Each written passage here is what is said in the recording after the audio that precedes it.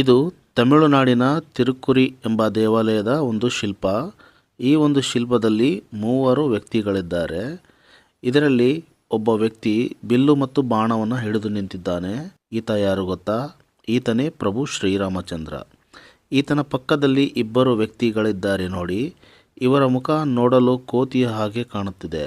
ಹೌದು, ಇವರು ವಾನರರು. ಹಾಗೆ ರಾಮನ ಕಾಲ ಕೆಳಗಡೆ 3 ವಾನರರು ಕತ್ತಿ ಮತ್ತು ಗುರಾಣಿ ಹಿಡಿದು ನಿಂತಿದ್ದಾರೆ. ರಾಮನ ಬಲಭಾಗದಲ್ಲಿರುವ ವಾನರ ಆತನೇ ರಾಮಬಂಟ ಹನುಮಂತ. ಹಾಗೆ ರಾಮನ ಎಡಭಾಗದಲ್ಲಿರುವ ವಾನರ ಯಾರಂತ ನಿಮಗೆ ಗೊತ್ತಿದ್ರೆ ಕಮೆಂಟ್ ಮೂಲಕ ತಿಳಿಸಿ.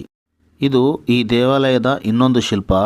ಈ ಶಿಲ್ಪದಲ್ಲಿರುವ ವ್ಯಕ್ತಿ ತನ್ನ ಕೈಯಲ್ಲಿರುವ ದಂಡದಿಂದ ಅಲ್ಲಿ ಕುಳಿತಿರುವ ಕೋತಿಯ ಬಾಲವನ್ನು ಹಿಂದಕ್ಕೆ ಸರಿಸುತ್ತಿದ್ದಾನೆ. ಹಾಗಾದರೆ ಈತ ಯಾರು ಗೊತ್ತಾ? ಈತನೇ ಮಹಾಭಾರತದಲ್ಲಿ ಬರುವಂತಹ ಭೀಮ. ಇಲ್ಲಿ ಕುಳಿತಿರುವ ಕೋತಿ ಯಾರು ಗೊತ್ತಾ? ಆತನೇ ಹನುಮಂತ. ಹಾಗಾದರೆ ಭೀಮ ಯಾಕೆ ಹನುಮಂತನ ಬಾಲವನ್ನು ಇಲ್ಲಿ ಹಿಂದಕ್ಕೆ ಸರಿಸುತ್ತಿದ್ದಾನೆ? ಗೊತ್ತಿದ್ದರೆ ಕಮೆಂಟ್ ಮೂಲಕ ತಿಳಿಸಿ. ನಮಸ್ಕಾರ.